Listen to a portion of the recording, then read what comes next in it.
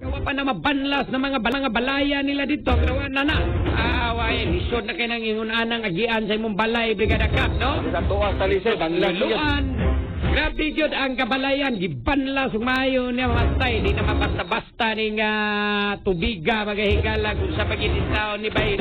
O, nag-iingo na to kung siya man nga rason, ani. No? Ipahigmata, magitag maayo. Nga di na to na diya lagi taon na yamaan ng atong mga proyekto, Brigada Cap, no? Atong kalikupan, di na to na. Oh, niya kanibang di sa ginato na diya yama-yamaan ang ato ang kalikupan kay maunay makatabang protektar na to. No? Mao siguro gyud ni Brigada Cap nganong naingon ani naman ni grabe naman gining baha ron di naman lang kay tagatuhod tagaliog. No? Lapaw bay naman ning mga baha.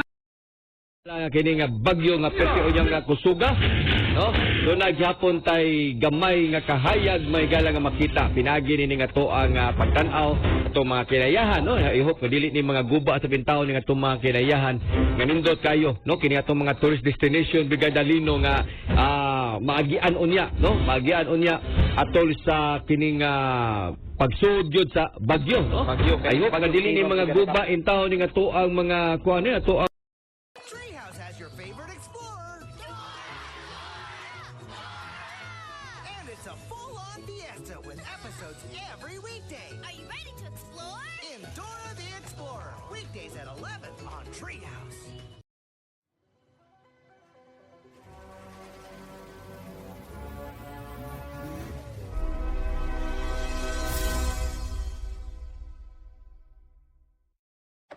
Ser feito aqueles programas americanos de proteção à testemunha.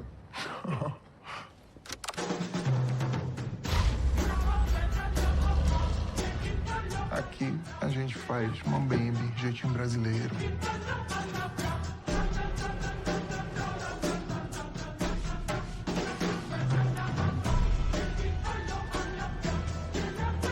Eu tô ameaçado de morte.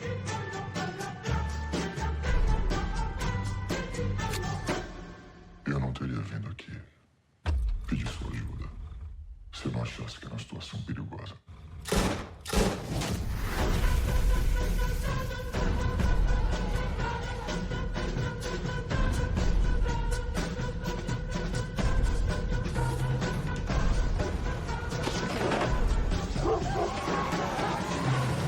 Eu não sou uma pessoa violenta, mas esse cara, eu matava ele com um martelo.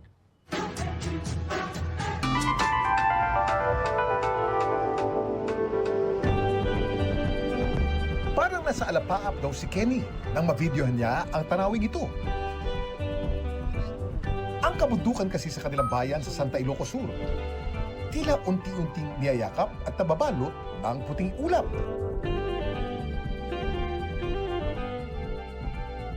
Nung time po na yun is paulan pa lang, first time ko pong nakakita ng ganun, kaya like very sobrang different po nung pagkayakap niya sa bundok na kaya naisipan ko pong kunan ng video at saka i-post.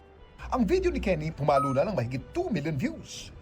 Komento ng ilan sa mga nakapanood, ang tanawin para daw hinugot sa pelikula o di kaya sa TV series.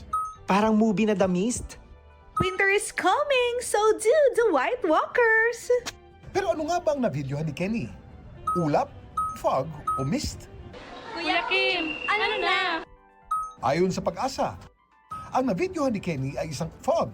Ang fog ay isang uri ng ulap. So yung nakita natin dun sa video ay isang uri ng phenomenon kung saan yung formation ng cloud ay malapit sa bundok. Ang fog na nasa mountain ay generally termed as mountain fogs. Nangyayari ito kapag meron tayong event kung saan may formation ng mga ulap as well as yung hangin natin ay basa. Pero bakit kaya sa bundok madalas nabubuo o namamataan ng fog?